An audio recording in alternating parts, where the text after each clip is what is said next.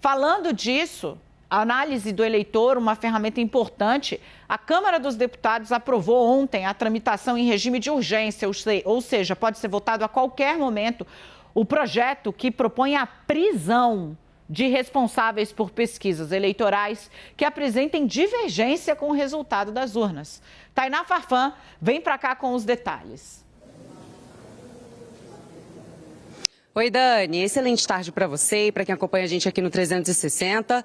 Pois é, o presidente da Câmara, Arthur Lira, já estava ensaiando avançar em algum ponto desse projeto nesses dias e realmente ontem ele reuniu alguns líderes, depois abriu a sessão e aprovou a toque de caixa a emergência desse projeto de lei que trata de penalizar responsáveis por institutos de pesquisa que divulgarem resultados divergentes da margem de erro dias antes do resultado das eleições, né? Então, o resultado dessas pesquisas, se for o resultado divergente do resultado das urnas, né, além da margem de erro, prevê então uma penalização para os responsáveis por esses institutos de pesquisa. O placar ontem foi 295 a favor, 120 contrários. A gente até preparou uma arte para mostrar para vocês a orientação das bancadas ontem. Então, Centrão e governo acabaram votando a favor dessa urgência. PT, a orientação foi a favor dessa urgência. PT, PSOL e Rede contra e MDB, PDT, minoria e oposição acabaram liberando as bancadas. Dani, ainda não tem relatório, mas a proposta do líder do governo, Ricardo Barros, que vale a gente destacar,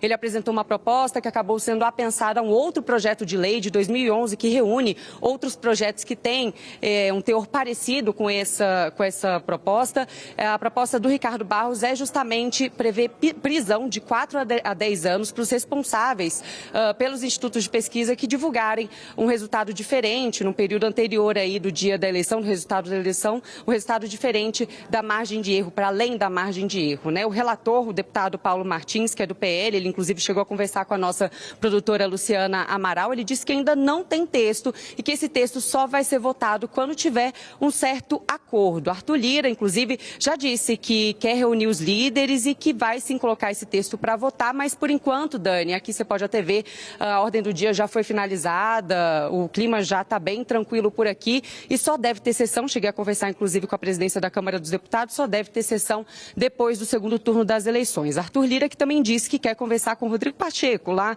presidente do Senado, para tentar pavimentar a receptividade desse projeto do outro lado do Congresso, mas se aqui na Câmara dos Deputados o cenário está de certa forma favorável, não parece estar bem assim no Senado, não. Rodrigo Pacheco já até chegou a dizer que por lá esse projeto vai ter que ser sim mais analisado, vai ter que passar pelas comissões antes de ser apreciado no plenário da Casa. Ele também disse que não concordava com a parte penal da proposta do líder do governo, Ricardo Barros. Enfim, ainda tem muita coisa para rolar e para a gente acompanhar muito o bastidor e a tramitação também. Volto com você no estúdio. Obrigada, querida, pelas informações. Gente, eu vou trazer o Yuri Pita e o Leandro Rezende. É um absurdo, eu vou falar, isso é a opinião minha, tá? E assim, a CNN me dá liberdade editorial nesse ponto. É um absurdo o cara querer botar na prisão, ameaçar com prisão. Pesquisa não é prognóstico, não é bola de cristal, né? O que eles querem? E aí eu chamo a atenção para o trabalho da imprensa profissional. O meu, o seu, o nosso dinheiro, vote você em quem quiser, acredite você ou não em pesquisa, ele foi usado para pagar 13 milhões de reais em pesquisas pros políticos, que eles consumiram internamente. A campanha do presidente Bolsonaro, que critica muito as pesquisas, tem pesquisa interna, tem tracking.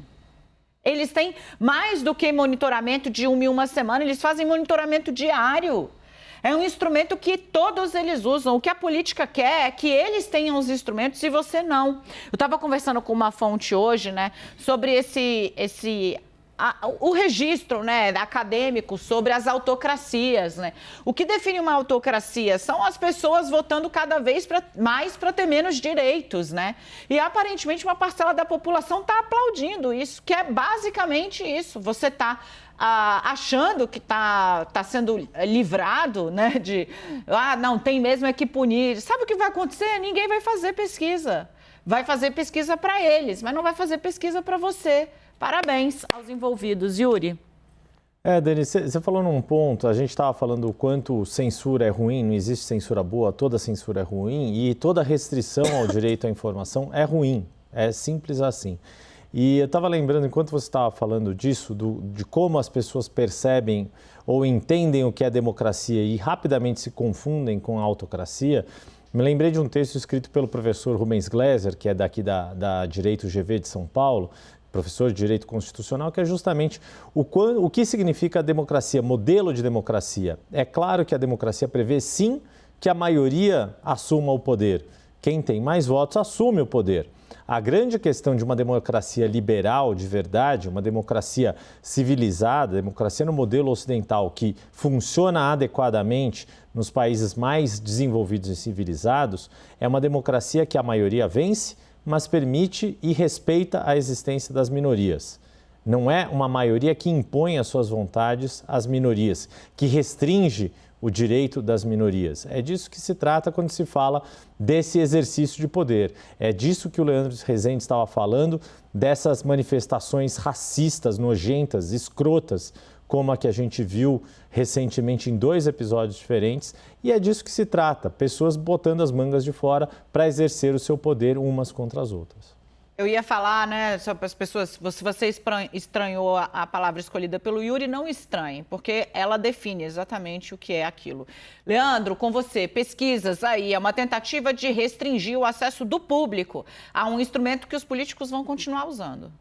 E o que chama a atenção, Dani, olhando para os partidos e para a orientação dos partidos, é de que esse não é um problema que a gente pode colocar só na conta da direita. Tem partidos que estão na coligação do Lula, que estão ali também apoiando esse projeto. Para citar aqui alguns, né? O Solidariedade, o partido do André Janones, o Avante, está ali também apoiando esse projeto que criminaliza pesquisa eleitoral e cerceia um direito do brasileiro de ser informado, como sempre foi em todas as eleições, sobre o rumo das pesquisas eleitorais, né? É uma demonstração, e aí para citar também, dois partidos que preferiram não se posicionar, o PDT e o MDB, colocaram as suas bancadas livres para decidir se apoiam ou não o projeto. O PDT foi liberado, assim como o MDB também, né? Quem foi contra foi o PT, o PSOL e a Rede, que foram objetivamente contra esse projeto, né? Que ele criminaliza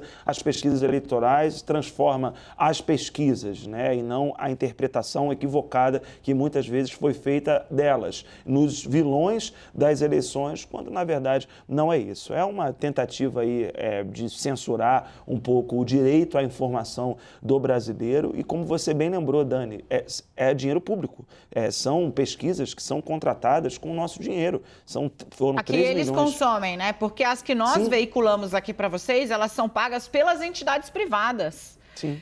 É um investimento na informação. É inacreditável. Eu acho que às vezes o debate no Brasil está tão troncho que eu fico pensando, gente, is this real life? Já viram aquele meme do menino americano que vai no dentista, toma uma anestesia e fica, papai, isso é a vida real? Às vezes eu me sinto naquele carro como aquela criança, Leandro. Não, e aí só para fechar, Dani, que liberalismo é esse, né? Que se prega um país que se deseja, se sonha liberal há tanto tempo, mas agora com um governo que se vende como liberal desde 2018, o verdadeiro liberal. O governo se vende assim. Tem ministros que falam sobre isso, se vendem como o grande momento liberal do Brasil é agora. E apoiar um projeto desse, que na verdade está jogando contra qualquer ideal de liberalismo, de fato, realmente é muito controverso, para dizer o mínimo, né? Uma prova também de como há no seio do Congresso, no seio da Câmara dos Deputados, um pensamento cada vez mais autoritário de como isso é perigoso também.